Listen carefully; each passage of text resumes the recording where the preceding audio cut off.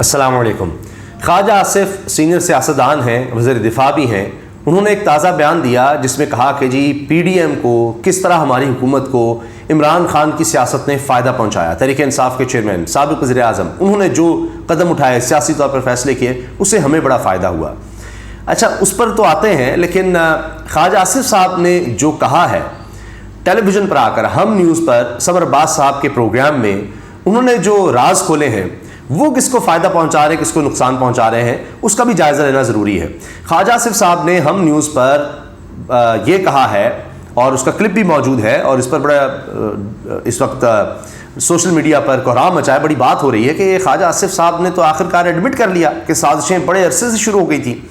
उन्होंने कहा है कि अप्रैल 2019, ये नोट करने की बात है, अप्रैल 2019 यानी फरवरी में आपको याद है कि वो अभिनंदन वाला वाक़या होता है और उसके बाद यानी उस वक्त आप देख लीजिए कि क्या सूरत हाल थी, इमरान खान साहब की स्टेटमेंट उस वक्त क्या थी और किस तरह से मामलात उस वक्त हुए, पाकिस्तान को किस तरह पूरी दुनिया में पजीराई मिली, छा गया पाकिस्तान की फ़ौज, एयरफोर्स, किस तरह पाकिस्तान ने रिएक्ट किया और जहाज़ गिराया, अभिनंदन को गिरफ्तार किया।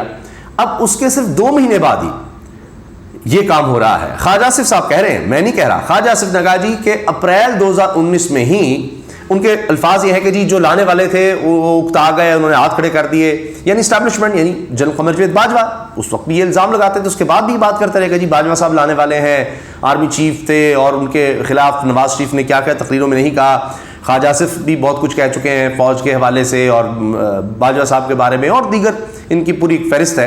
अब वो कहते हैं जी अप्रैल 2019 में ही वो उकता गए थे और हमारे राब्ते हो गए थे और ये सवाल भी उन्होंने किया सबर अब्बास साहब ने कि जी आप पहले कह चुके हैं कि जब वो एक्सटेंशन वाला मामला शुरू हुआ था, जनरल बाजवा को एक्सटेंशन देने का, तभी आपके राब्ते हो गए थे। तो वो कहते हैं जी अब सारी कहानियां तो नहीं बता सकता, बस वो फिर पार्टी का भी मसला है, लेकिन बहरहाल उन्होंने ये ज़रूर कह दिया कि अप्रैल में ही काम शुरू हो गया था, अप्रैल 2019। अब मुझे बताइए कि ये कितना बड़ा एडमिशन है, कितना बड़ा इतराफ़ है कि आप उस वक्त गठजोड़ करना शुरू हो गए एक इलेक्टेड गवर्नमेंट के खिलाफ और 2019 अप्रैल से ही आपने काम शुरू कर दिया था। तो किस तरह से एक वज़ीर आज़म काम कर सकता है कि जब ताकतवर इदारे का सरबराह आर्मी चीफ जो है वो अपोजिशन के साथ गठजोड़ कर रहा हो कि अच्छा जी हम तो इससे तंग आ गए हैं, अब इसको निकालना है। किस तरह आपको आसिफ अली जरदारी की तकरीर भी याद होगी कि जी वो कहते हैं कि अब कोई करो कुछ करो, तो हम कहते हैं पहले इसको निकालो। मरीम नवाज साहब कहती थी पहले इसको निकालें, ये सब बातें होती थी। पहले तो ये इन्होंने कहना शुरू किया था ना कि जी इससे तो हमारा मसला ही नहीं है इमरान खान से, हम तो लाने वालों से हमारा मसला है। बाजवा साहब उस वक्त फैज़ हमीद उनको निशाना बनाते थे कि ये जो दहशतगर्दी है मुल्क में, ये अल्फाज है नवाज शरीफ के, ये आपकी वजह से है, ये जो महंगाई है ये आपकी वजह से है, ये जो कुछ हो रहा है मुल्क में आपकी वजह, नाम ले लेकर उन्होंने कहा, गुजरावाला के जलसे में कहा, उसके बाद भी ये सब कुछ होता रहा। तो अब फिर क्या पीछे से वो गेमें भी साथ चल रही थी और होती रही और इतना अरसा लगा और फिर आखिरकार आपने देखा कि फिर वो अप्रैल में ही काम हो गया 2022 में। अब इन्होंने जिस तरह से 1.5 साल चलाया है उसमें तो एक्सपोज हो गए हैं। ये तो कहते हैं ना जी इमरान खान ने, ख्वाजा आसिफ ने कहा है कि हमें बड़ा फ़ायदा दिया इमरान खान की सियासत ने, उसने असम्बलियों से जाकर इस्तीफे देकर हमें बड़ा फ़ायदा दिया, वरना हम कैसे वक्त पूरा कर सकते थे अगर वहाँ अपोजिशन होती तो। और उसने जो पंजाब की और खैबर पख्तूनख्वा की असम्बलियाँ तहलील की, उसने हमें बड़ा फ़ायदा दे दिया, हम बड़े आराम से बैठ गए। भाई एक्सपोज हो गए आप कि आप आइन और कानून नहीं, अगर वो बैठे भी रहते तो एक आधी सीट से मेजॉरिटी थी, जिस तरह आपने जो आज़ाद कश्मीर में कर दिया है, जो आपने कराची के मेयर के इलेक्शन में कर दिया है, जो आप गिलगित बल्तिस्तान में कर रहे हैं, तो क्या कर लेना था उन्होंने। और जब आप सुप्रीम कोर्ट की नहीं मान रहे तो आपने क्या करना था, जब गेम सारी आपने की हुई थी और आप कर रहे हैं तो आपने ही करना था। आइन कानून जमहूरियत ये सब कुछ नहीं है, रियासत नहीं, यहाँ गेम है, यहाँ प्लान है, यहाँ जो प्लान्स बनते हैं, जो एग्रीमेंट्स होते हैं, मुआहदे होते हैं, जो डील्स होती हैं, असल लफ्ज़ डील कहना चाहिए, जो डील होती हैं उनके तहत ही मुल्क चल रहा है। तो डील्स के तहत ये सारा कुछ चला रहे हैं और ये बता रहे हैं कि जनाब वो तो डील का आगाज़ तो अप्रैल 2019 में हो गया था। एक और बात जो ख्वाजा आसिफ साहब ने कही है वो ये है कि जी हम तो जाना चाह रहे थे इलेक्शंस में, आते ही जैसे ही हमने तहरीक इंसाफ की हुकूमत ख़त्म की तो हम उसी वक्त इलेक्शंस में जल्दी जाना चाहते थे, लेकिन हमें नजर आ गया कि मुल्क डिफॉल्ट कर जाएगा, लिहाजा हमने कहा नहीं नहीं नहीं डिफॉल्ट नहीं होने देना, अब बैठ जाओ। जबकि ये खुद कह चुके हैं कि इमरान खान ने लॉन्ग मार्च का ऐलान कर दिया, वरना तकरीर तैयार थी शहबाज शरीफ की, नवाज शरीफ ने कह दिया था तकरीर होने लगी, लेकिन जब इमरान खान ने कहा नहीं जी लॉन्ग मार्च मैं तो करूंगा और उसने जाकर ये काम शुरू कर दिया, फिर नवाज शरीफ साहब डट के उन्होंने कहा नहीं अब तो हम कमजोर नजर आएंगे। तो कभी ये कुछ कहते हैं कि जी नहीं वो तो हम तो जा रहे थे लॉन्ग मार्च की वजह से जनाब हम बैठ गए, कभी कहते हैं नहीं हम आते ही जाने लगे थे लेकिन वो डिफॉल्ट की वजह से हम बैठ गए। तो आपने तो मुल्क का वैसे ही बेड़ागर कर दिया, बिठा दिया, उसका भट्टा ही बिठा दिया।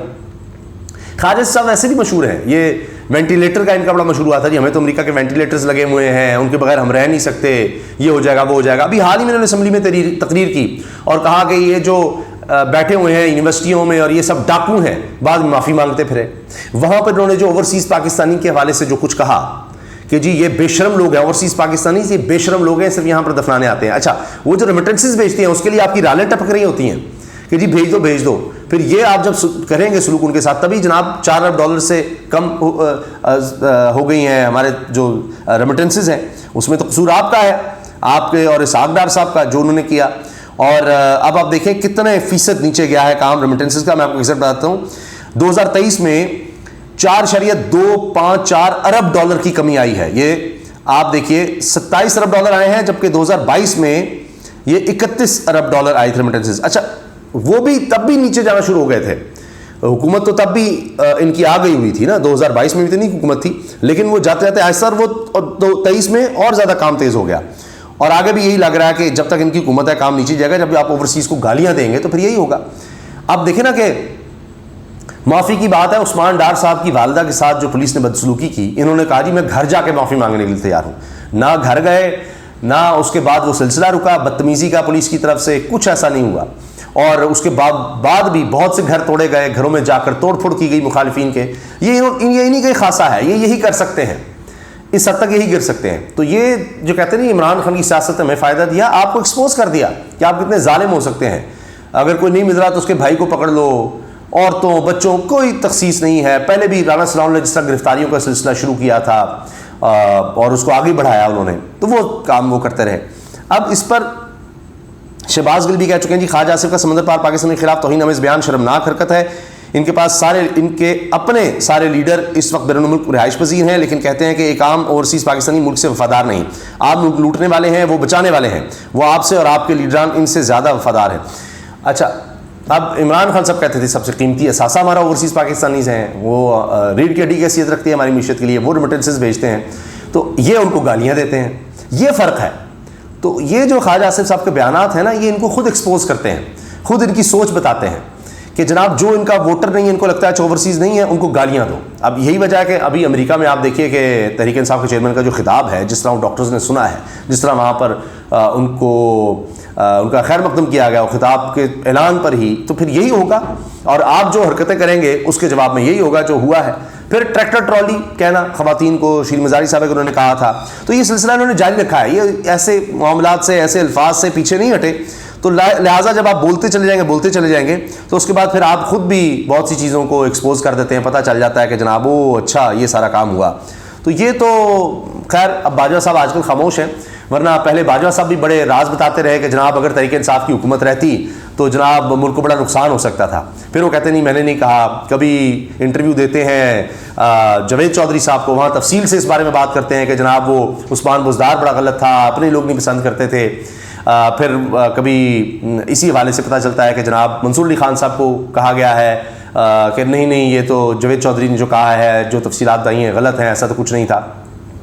फिर ये कि जी मुझे बॉस कहते थे इमरान खान साहब, वो भी फिर वो डिनाइल में चले जाते हैं। तो उनका अपना ये काम है। और ये तो ख्वाजा आसिफ साहब तो वो हैं कि जो शुरू दिन से ही जब इलेक्शन हार रहे थे तो उस्मान डार ये कहते हैं कि जिन्होंने खुद कहा, एडमिट करते हैं कि जी मैंने फिर फ़ोन किया जनरल कमर जावेद बाजवा को, आर्मी चीफ को उस वक्त, कि जी देखिए मैं इलेक्शन हार रहा हूँ। तो उन्होंने कहा जी फिक्र ना करो।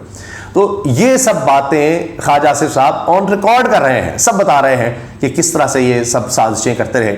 अब वो अलग बात है कि जी मौलाना साहब कहते हैं जी हमने इमरान खान को निकाला साजिश करके, बिलावल साहब कहते हैं जी ये साजिश बिलावल हाउस में तैयार हुई थी, नून लीग कहती है जी हम सारा गठजोड़ बाजवा साहब के साथ करते रहे। तो सारे जो है ना इस साजिश का क्रेडिट अपने ऊपर लेते हैं, लेकिन आने वाले वक्त में पता लगेगा।